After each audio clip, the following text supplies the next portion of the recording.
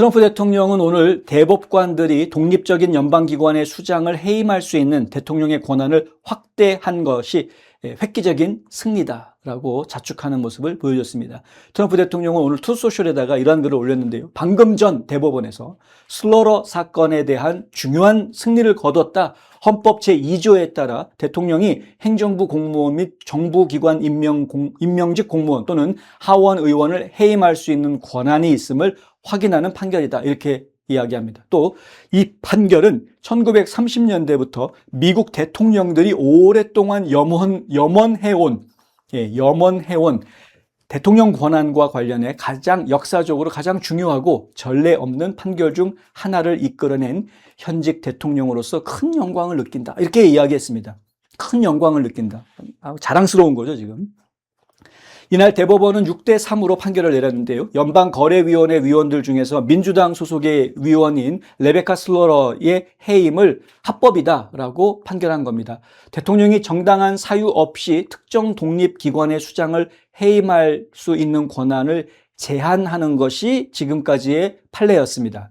1935년에 험프리스 유언 집행자 vs 아메리카 해가지고요. 소송전에 판례가 있는데 이 판례에 따르면 아무리 대통령이라고 하더라도 연방 독립기관들, 그러니까 지금 예를 들어서 헌법이 정하고 있는 그러한 독립기관들 혹은 의회에서 법으로 만들어 놓은 그러한 독립기관들의 수장을 대통령 마음대로 해임할 수 없다. 이것이 기존의 판례였습니다. 그래서 임기를 보장해 줘야 된다라는 차원이었었죠. 그런데 오늘 그 판례가 뒤집힌 겁니다. 대통령이 아무나 해고할 수 있게 됐습니다. 상황이. 로이터 통신에 따르면 이번 판결은 100년 전에 의회가 제정한 연방거래위원회 위원들의 법정 재임기간 보호 조항을 무효화하고 행정부 공무원에 대한 대통령의 권한을 크게 확대하는 것입니다. 이번 소송전은 트럼프 대통령이 작년 3월 달에 본인과 정책이 다르다라는 이유로 슬러터 의원을 해임한 데서부터 시작이 됐습니다. 소송전 초기에 연방지법이라든가 하급 법원들은 의회가 직무 태만이나 부정행위와 같은 이유를 제외하고는 특정 독립기관 공무원을 해임하지 못하도록 보호하고 있는 1935년 판례에 근거해서 해임은 안 된다라고 원고 측 패소 결정을 내렸었습니다. 그러나 대법원은 이러한 판결들을 다 뒤집고 헌법 제2조가 대통령에게 행정부 공무원을 감독하고 해임할 수 있는 더 큰 권한을 부여한다라고 결론을 지은 겁니다. 이는 트럼프 행정부가 수용하고 있는 단일 행정부 이론 옹호자들에게 큰 승리를 의미하는 것이다 라고 뉴스맥스가 보도를 했는데요.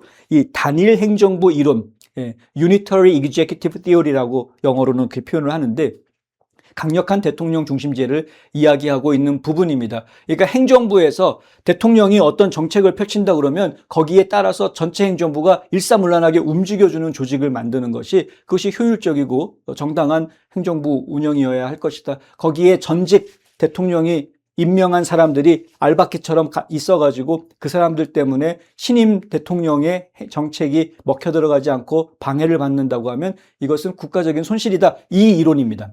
이런 주장입니다. 이 이론은 대통령이 행정부에 대해서 광범위한 권한을 가지면서 행정권을 행사하는 기관 공무원들을 해임할 수 있어야 한다.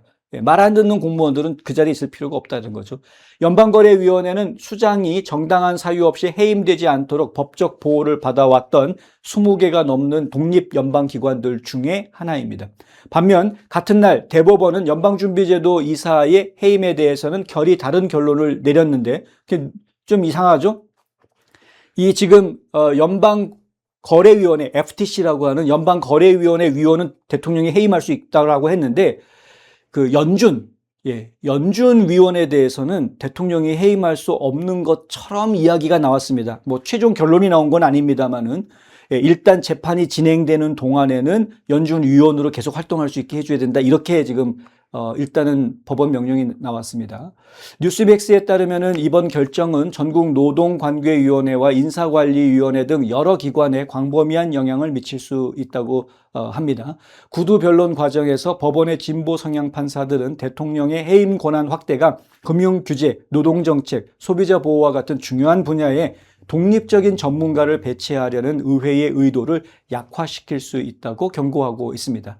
그것이 독립적인 전문가라면 의회의 의도대로 그런 거라면 굳이 대통령이 해임할 이유가 사실은 별로 없을 것입니다. 그런데 문제는 뭐냐면 독립적인 전문가라는 그것이 아니라 그 사람이 어떤 정치적 성향을 가지고 현직 대통령에 대해서 불편한 생각을 가지고 있을 때가 문제가 되는 것이거든요. 그러나 보수 성향의 다수 의원들은 현대의 FTC가 공정거래위원회가 상당한 행정 권한을 행사하기 때문에 대통령의 행정부 감독 헌법 권한에 속해야 한다라는 트럼프 행정부의 주장에 동조하고 있습니다. 트럼프 대통령은 또 다른 트루스 소셜 게시글에서 슬러터 사건의 중요성을 보여주자면 90년간 이어져 온 판례가 완전히 그리고 명백하게 뒤집어졌고 이는 지금처럼 대통령의 권한이 절실히 필요한 시기에 대통령의 권한을 크게 강화하는 것이다 이렇게 썼습니다. 그리고 또다시 또 다른 트루스 소셜 게시물을 또 하나 올렸는데 그러니까 이것 때문에 3개의 글을 올린 겁니다. 오늘 아침에만. 오늘 대법원이 내린 역사적 슬러터 판결은 지난 100년 동안 대통령 권한이 가장 크게 확대된 사례다. 이처럼 중요한 시기에 내려진 정말 획기적인 판결이다라고 강조했습니다. 그러니까 지금 트럼프 대통령이 너무나도 환영할 수 있는 그러한 판결이 나온 겁니다. 미국은요, 지금 그 어느 때보다도 강한 군사력을 자랑하고 있는 시기이고 그 어느 때보다도 많은 다른 국가들에게 평화를 가져다 주고 있는 때에 와 있습니다. 그리고 그 어느 때보다도 전 세계에 있는 거의 대부분의 나라들로부터 관세를 받아들이고 있는 그런 상황에 있습니다. 이런 상황에서 강력한 대통령 중심제를 지금 연방 대법원이 인정해주고 있는 모습을 제가 보고 있는 겁니다.